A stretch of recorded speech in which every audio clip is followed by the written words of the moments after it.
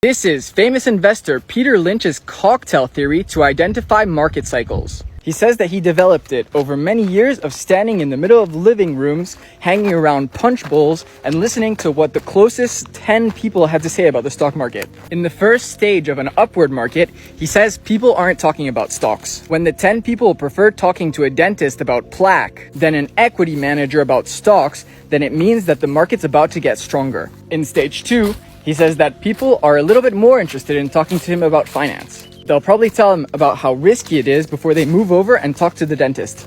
At that point, the cocktail theory is up 15% from stage 1, but not a lot of people are paying attention.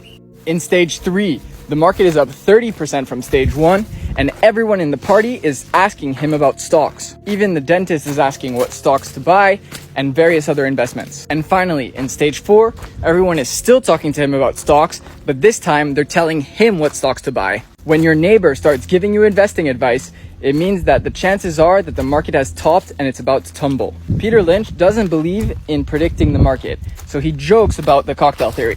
But next time you're at a party, let me know what stage you think we're in.